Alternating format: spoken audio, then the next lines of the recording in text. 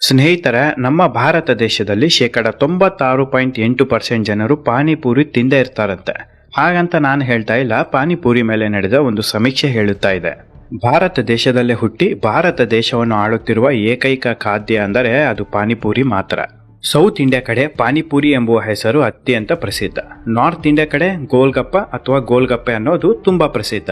2005ನೇ ಇಸ್ವಿಯಲ್ಲಿ ನಮ್ಮ ಸೌತ್ ಇಂಡಿಯಾದ ಕಡೆ ಗೋಲ್ಗಪ್ಪ ಇರೋದಿಲ್ಲ. ಯಾವಾಗ ಮಧ್ಯಪ್ರದೇಶ, ಉತ್ತರ ಪ್ರದೇಶ, ಮಹಾರಾಷ್ಟ್ರ, ರಾಜಸ್ಥಾನ ರಾಜ್ಯಗಳಿಂದ ಪಾನಿಪುರಿ ಮಾಡುವವರು ಸೌತ್ ಇಂಡಿಯಾದ ಕಡೆ ವಲಸೆ ಬರ್ತಾರೆ. ಕೇವಲ ಪಾನಿಪುರಿ ತಿಂದು ತಿಂದು ಬೇಜಾರಾಗಿದ್ದ ನಮ್ಮ ಜನತೆಗೆ ಈ ಆಲೂಗಡ್ಡೆ ತುಂಬಿದ ಪಾನಿಪುರಿ ಅಥವಾ ಗೋಲ್ಗಪ್ಪ ಏನಾದರೂ ಕರಿಬಹುದು, ತುಂಬಾ ಇಷ್ಟ ಆಗುತ್ತೆ. 2005ನೇ ಇಸ್ವಿಯಿಂದಲೇ ಈ ಗೋಲ್ಗಪ್ಪ ವಾಲಾಗಳು ಪರ್ಮನೆಂಟ್ ಆಗಿ ಸೌತ್ ಇಂಡಿಯಾದಲ್ಲಿ ಸೆಟಲ್ ಆಗ್ತಾರೆ. ಅತಿ ಹೆಚ್ಚು ಬೇರೆ ರಾಜ್ಯದಿಂದ ಬಂದು ಗೋಲ್ಗಪ್ಪ ಮಾರಾಟ ಮಾಡುತ್ತಾ ಇರೋದು ನಮ್ಮ ಕರ್ನಾಟಕ ರಾಜ್ಯದಲ್ಲೇ.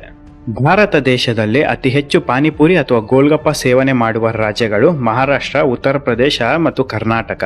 ಕೇರಳ ಮತ್ತು ತಮಿಳುನಾಡು ಕಡೆ ಹೋಗಿ ನೋಡಿದರೆ ಪಾನಿಪುರಿ ಅಭ್ಯಾಸ ಜನತೆಗೆ ತುಂಬಾ ಕಡಿಮೆ. ಕೇರಳದ ಪ್ರತಿಷ್ಠಿತ ನಗರಗಳಲ್ಲೂ ಕೂಡ ಈ ಗೋಲ್ಗಪ್ಪ ಆಗಲಿ ಪಾನಿಪುರಿ ಆಗಲಿ ಇಲ್ಲವೇ ಇಲ್ಲ. ಭಾರತ ದೇಶದಲ್ಲಿ ಅತಿ ಹೆಚ್ಚು ಪಾನಿಪುರಿ ಸೇವಿಸುವ ನಗರಗಳು ಯಾವುದಪ್ಪ ಅಂದರೆ ಮೊದಲನೇ ಸ್ಥಾನ ಮುಂಬೈ, ಎರಡನೇ ಸ್ಥಾನ ನಮ್ಮ ಬೆಂಗಳೂರು. ಮುಂಬೈನಲ್ಲಿರುವ ಪ್ರತಿಷ್ಠಿತ ಗೋಲ್ಗಪ್ಪ ಅಂಗಡಿಗಳ ಮೇಲೆ ಫುಡ್ ಡಿಪಾರ್ಟ್ಮೆಂಟ್ ರೈಡ್ ಮಾಡುತ್ತೆ. ಮೇಲ್ನೋಟಕ್ಕೆ ಎಲ್ಲವೂ ಸರಿಯಾಗಿ ಕಂಡುಬರುತ್ತೆ, ಆದರೆ ಪಾನೀಯ ಸ್ಯಾಂಪಲ್ಸ್ ಅನ್ನು ತೆಗೆದುಕೊಂಡು ಹೋಗಿ ಟೆಸ್ಟ್ ಮಾಡಿದಾಗ ನಿಜ ಸತ್ಯ ರಿಪೋರ್ಟ್ನಲ್ಲಿ ಬರುತ್ತೆ. ಪಾನಿಯಲ್ಲಿ ಕಂಡುಬಂದ ಬ್ಯಾಕ್ಟೀರಿಯಾ ಏನು ಗೊತ್ತಾ? ಸಲ್ಮೋನಿಯಾ ಎಂಬ ಹೆಸರಿನ ಬ್ಯಾಕ್ಟೀರಿಯಾ. ಈ bacteria waste water, sewage water, drain water ಮತ್ತು ಪಬ್ಲಿಕ್ ಟಾಯ್ಲೆಟ್ ವಾಟರ್ಗಳಲ್ಲಿ ಕಂಡುಬರುತ್ತೆ. ಈ ಪಾನಿಪುರಿ ವ್ಯಾಪಾರಿಗಳು ಹೇಗೆ ಮಾಡ್ತಿದ್ರು ಅಂದರೆ, ಕುಡಿಯುವ ನೀರಿನ ಘಟಕದಲ್ಲಿ ನೀರು ತಂದರೆ ಪ್ರತಿದಿನ 5ರಿಂದ 10 ರೂಪಾಯಿ ಖರ್ಚಾಗುತ್ತೆ. ಅದರ ಬದಲು ಬೆಳಗಿನ ಜಾವ ಸೂರ್ಯ ಹುಟ್ಟುವ ಮುಂಚೆಯೇ ರಸ್ತೆ ಅಕ್ಕಪಕ್ಕದಲ್ಲಿ ಇರುವ ಗೋರ್ಮೆಂಟ್ ಫ್ರೀ ಟಾಯ್ಲೆಟ್ ಬಾತ್ರೂಮ್ಗೆ ಹೋಗಿ ನೀರು ತುಂಬಿಸಿಕೊಂಡು ಇದೇ ನೀರಿನಿಂದ ಪಾನಿ ತಯಾರಿಸುತ್ತಾ ಇದ್ದರು. ಸುಲಭವಾಗಿ ಹೇಳಬೇಕಂದ್ರೆ ಬಾತ್ರೂಮ್ ನೀರನ್ನು ಪಾನಿಪುರಿಗೆ ಬಳಸ್ತಿದ್ರು ಅಷ್ಟೇ. ಪಬ್ಲಿಕ್ ಬಾತ್ರೂಮ್ಗಳಲ್ಲಿ ಸಲ್ಮೋನಿಯಾ ಎಂಬ ಬ್ಯಾಕ್ಟೀರಿಯಾ ಇರುತ್ತೆ. ಈ ಬ್ಯಾಕ್ಟೀರಿಯಾ ಹೊಂದಿರುವ ನೀರನ್ನು ಗ್ರಾಹಕರು ಪಾನಿ ಮುಖಾಂತರ ಕುಡಿದ ನಂತರ ಡಯೇರಿಯಾ, ಡೈಜೆಸ್ಟಿವ್ ಸಿಸ್ಟಮ್ ಡ್ಯಾಮೇಜ್ ಮತ್ತು ಬ್ರೈನ್ ಸ್ಟ್ರೋಕ್ ಆಗುವ ಸಾಧ್ಯತೆ ಹೆಚ್ಚಿರುತ್ತೆ. ಬೇರೆ ರಾಜ್ಯದಿಂದ ಬಂದು ಗೋಲ್ಗಪ್ಪ ಮಾರುವವರಿಗೆ ಗ್ರಾಹಕರ ಮೇಲೆ ಯಾವುದೇ ಕಾಳಜಿ ಇರೋದಿಲ್ಲ, ಕೇವಲ ಬಿಸ್ನೆಸ್ ಮಾಡೋದು ಮಾತ್ರ ನೋಡ್ತಾರೆ. ಇದು ಕೇವಲ ಒಂದು ಪಾನಿಪುರಿಯ ಕಥೆ ಅಲ್ಲ ವೀಕ್ಷಕರೇ, ದೇಶದಲ್ಲಿರುವ 96% ಗೋಲ್ಗಪ್ಪ ವಾಲಾಗಳ ಪರಿಸ್ಥಿತಿ.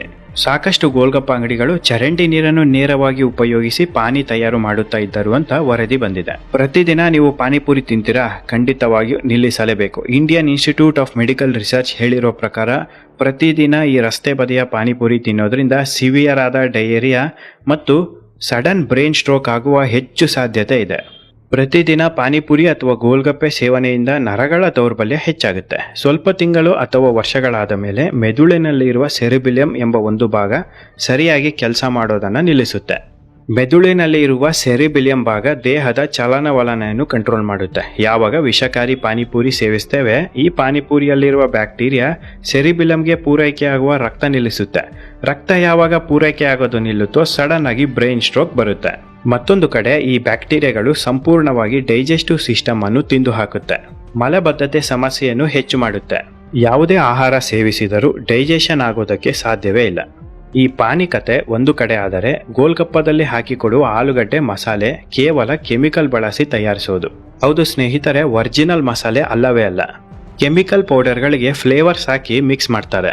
ಅಷ್ಟೇ ಅಲ್ಲದೆ ಆಲೂಗಡ್ಡೆಯನ್ನು ಸೆಕೆಂಡ್ಸ್ ಅಲ್ಲಿ ತರ್ತಾರೆ. ಕೊಳೆತು ಹೋಗುವ ಆಲೂಗಡ್ಡೆ, ಬಿಸಾಕುವ ಆಲೂಗಡ್ಡೆ ಪ್ರತಿದಿನ ದೊಡ್ಡ ಪ್ರಮಾಣದಲ್ಲಿ ಇರುತ್ತೆ. ಇವನ್ನೆಲ್ಲ ಖರೀದಿ ಮಾಡೋದು ಈ ಗೋಲ್ಗಪ್ಪ ವಾಲಾಗಳು. ಪಾನಿಯಲ್ಲಿ ಬಳಸುವ ಮಸಾಲೆಯಲ್ಲಿ ಅತಿ ಹೆಚ್ಚಾಗಿ ಟೇಸ್ಟಿಂಗ್ ಪೌಡರ್ ಹಾಕ್ತಾರೆ. ಇದೇ ಕಾರಣಕ್ಕೆ ಒಂದು ಸಲ ಗೋಲ್ಗಪ್ಪ ತಿಂದರೆ ಮತ್ತೆ ಮತ್ತೆ ತಿನ್ಬೇಕಂತ ಆಸೆ ಆಗುತ್ತೆ. America, Nepal, Europe, Philippines, Indonesia ಈ ದೇಶಗಳು ಭಾರತ ದೇಶದ ಗೋಲ್ಗಪ್ಪೆಯನ್ನು ಬ್ಯಾನ್ ಮಾಡಿದೆ. ಯಾಕಪ್ಪ ಅಂದರೆ ಡೇಂಜರಸ್ ಬ್ಯಾಕ್ಟೀರಿಯಾಗಳು ಈ ಗೋಲ್ಗಪ್ಪ ಪಾನಿಪುರಿಯಲ್ಲಿ ಇರುತ್ತೆ ಅಂತ. ಜೀವನದಲ್ಲಿ ಕೇವಲ ಒಂದು ಬಾರಿ ಗೋಲ್ಗಪ್ಪ ತಿಂದವರಿಗೂ ಕೂಡ ಸಡನ್ ಹೆಲ್ತ್ ಪ್ರಾಬ್ಲಮ್ ಆಗಿರೋದು ದೃಢ ಆಗಿದೆ. ಪ್ರತಿದಿನ ಗೋಲ್ಗಪ್ಪ ತಿಂದರೆ 35-40ನೇ ವರ್ಷಕ್ಕೆ ಬಂದಾಗ ಈ ಗೋಲ್ಗಪ್ಪ ತಿಂದ ಎಫೆಕ್ಟ್ ಆರಂಭ ಆಗುತ್ತೆ. ಇದ್ದಕ್ಕಿದ್ದ ಹಾಗೆ ಆರೋಗ್ಯದಲ್ಲಿ ಏರುಪೇರು ಉಂಟಾಗುತ್ತೆ. ಸಡನ್ ಬ್ರೈನ್ ಸ್ಟ್ರೋಕ್ ಆಗುವ ಹೆಚ್ಚು ಸಾಧ್ಯತೆ ಇರುತ್ತೆ ಅಂತ ವೈದ್ಯರೇ ಹೇಳಿದ್ದಾರೆ. ಬೇರೆ ರೀತಿಯ ಆರೋಗ್ಯ ಸಮಸ್ಯೆ ಉಂಟಾದರೆ ಎಷ್ಟೇ ದುಡ್ಡು ಖರ್ಚು ಮಾಡಿ ಆದರೂ ಚಿಕಿತ್ಸೆಯನ್ನು ಪಡಿಬಹುದು. ಆದರೆ ಒಂದು ಸಲ ಬ್ರೈನ್ ಸ್ಟ್ರೋಕ್ ಆದರೆ ಜೀವನ ಪರ್ಯಂತ ನರಕ ಅನುಭವಿಸಬೇಕು ಅಷ್ಟೇ. ಪ್ರತಿ ಸಲ ಪೇಪರಲ್ಲಿ ಓದುತ್ತಾ ಇರ್ತೀರಾ ಗೋಲ್ಗಪ್ಪದಲ್ಲಿ ಕಲುಷಿತ ನೀರು ಬಳಸುತ್ತಾ ಇದ್ದಾರೆ ಅಂತ. ಆದರೂ ಯಾರು ಕೂಡ ತಲೆ ಕೆಡಿಸಿಕೊಳ್ಳಲ್ಲ. ಇಷ್ಟೆಲ್ಲ ವಿಷಕಾರಿ ಅಂಶ ಇರುವ ಈ ಗೋಲ್ಗಪ್ಪವನ್ನು ಸರ್ಕಾರ ಯಾಕೆ ಬ್ಯಾನ್ ಮಾಡೋದಿಲ್ಲ ಅಂತ ನೀವು ಯೋಚಿಸುತ್ತಾ ಇರಬಹುದು. ಖಂಡಿತವಾಗಿಯೂ ಯಾವುದೇ ಸರ್ಕಾರ ಬಂದರೂ ಏನು ಮಾಡೋಕ್ಕೂ ಸಾಧ್ಯವಿಲ್ಲ. ಭಾರತ ದೇಶದ ಹೋಟೆಲ್ ಉದ್ಯಮವೇ ಹಾಳಾಗಿ ಹೋಗಿದೆ. ಯಾವುದೇ ಹೋಟೆಲಲ್ಲಿ ಹೋಗಿ ನೋಡಿದರೂ ಕಲಬೆರಕೆ ಅಷ್ಟೇ. ಖಂಡಿತವಾಗಿಯೂ ಆರೋಗ್ಯ ಇಲ್ಲ. ಸರ್ಕಾರ ಏನಾದರೂ ಕ್ರಮ ತೆಗೆದುಕೊಂಡರೆ ಭಾರತ ದೇಶದ ಸಂಪೂರ್ಣ ಹೋಟೆಲ್ಗಳನ್ನೇ ಮುಚ್ಚಬೇಕು. ಆದ ಕಾರಣ ಸರ್ಕಾರಗಳು ಏನು ಮಾಡೋದಿಲ್ಲ. ನಿಮ್ಮ ಆರೋಗ್ಯದ ಜವಾಬ್ದಾರಿ ನಿಮ್ಮ ಕೈಯಲ್ಲಿ ಇರುತ್ತೆ.